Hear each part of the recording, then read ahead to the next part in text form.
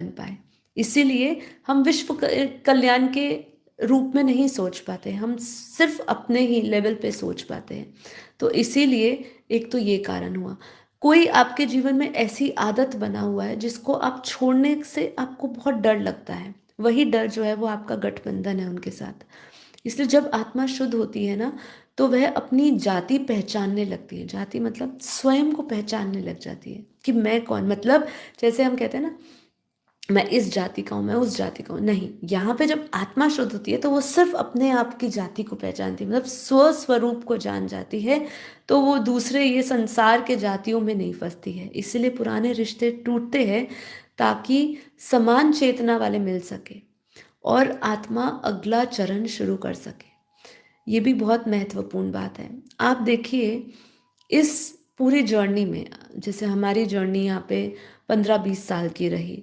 अब आप देखिए, जो आपके साथ 15 साल पहले लोग हुआ करते होंगे, जो आपके जीवन में इतने महत्वपूर्ण होंगे और वो भी आपको कभी छोड़ नहीं सकते होंगे, अब वो नहीं रहे होंगे, क्योंकि वो समान चेतना के लोग नहीं थे।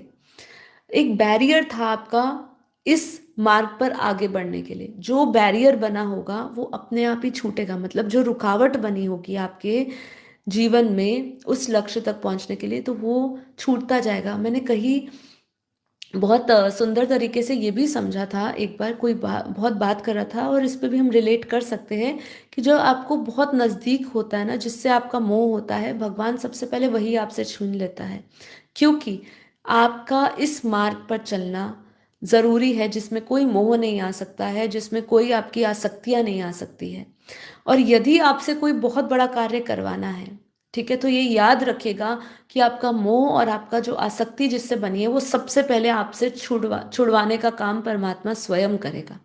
ठीक है, तो हमें कभी कभी लगता है कि ये हमारे साथ क्यों हुआ है, तो इसके और भी गूढ़ रहस्य है जीवन में। मतलब हम ऊपरी सतह पे समझे तो चलो कर्म चुकता हुआ, चलो आत्मा को जाना ही था, या कभी कभी आप ऐसा सोचते हो कि हमारी एनर्जी मैच नहीं हो रही थी, ये सब चीज़ें तो ऊपरी सतह पे हम समझ ही रहे हैं।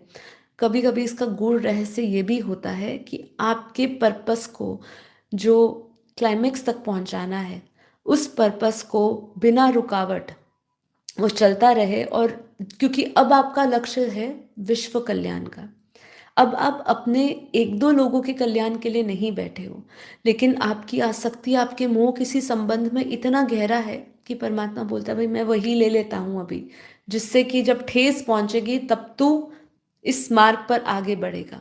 तो ऐसा काफी बार होता है आपके जीवन में, जिससे कि आत्मा अगला अगला जो चरण